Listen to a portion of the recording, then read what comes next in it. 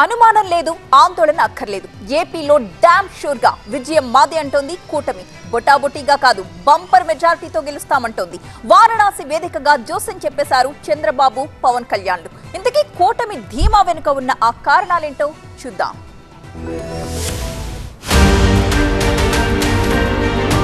సంక్రాంతి పండగ వచ్చినట్టు జాతరేదో ఉంది అన్నట్టు పదండి ఓటేద్దామంటూ పోలింగ్ కేంద్రాలకు పోటెత్తారు ఓటర్లు. సకుటుంబ సమేతంగా ఓటు హక్కు వినియోగించుకున్నారు. కొత్త ఓటర్లు ఉల్లాసంగా, ఉత్సాహంగా క్యూ లైన్లలో గంటల తరబడి నిలబడి మరీ ఓటేశారు. అంతా బాగానే ఉంది. మరి ఓట్లు ఎవరికి పడ్డాయి? అధికార వైసీపీకా లేదంటే కూటమికా? ఇదే ఇప్పుడు ఉత్కంఠ రేపుతోంది.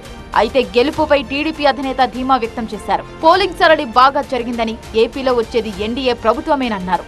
Historic day, historic place.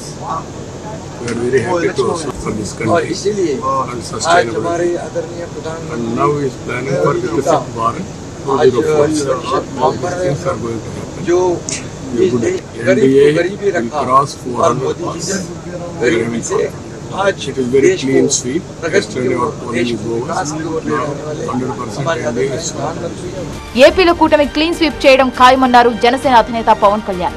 Modi మూడోసారి ప్రధాని అవుతారని జోస్యం చెప్పారు. We had been, all of us would been saying this, that he would be the third time he should hold the position of the Prime Minister, and which he is doing. Andhra Pradesh is a clean sweep for NDA. బలమైన party cadre, బీసీల పార్టీగా Mudra. Chandrababu arrest తర్వాత సానుభూతి, జనసేన బీజేపీతో పొత్తు.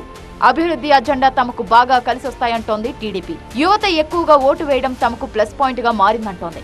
అటు YCP కూడా మళ్లీ మాదే విజయమని కాన్ఫిడెంట్ గా ఉంది. 2019లో ఇలాగే ఐ థింక్ 79%, 80% పోలింగ్ అయినట్టుంది. విశ్లేషకులు ఎన్నైనా చెప్పొచ్చు, లేదా పోలింగ్ దీనికి సంబంధించి అంచనాలు కట్టే వాళ్ళు ఏమైనా చెప్పొచ్చు, కానీ అంతిమంగా ప్రజలది విజయం అవుతుంది. ఎవరి అంచనా వారికున్నా ఇప్పుడంతా మెజార్టీ పైనే చర్చ జరుగుతోంది. మరోవైపు బెట్టింగ్ బాబులు జోరు పెంచారు. ఆన్లైన్, ఆఫ్లైన్ వేదికలుగా బెట్టింగ్ ముఠాలు పెద్ద సంఖ్యలో ఫలితాలపై కోట్లలో పందాలు వేస్తున్నాయి.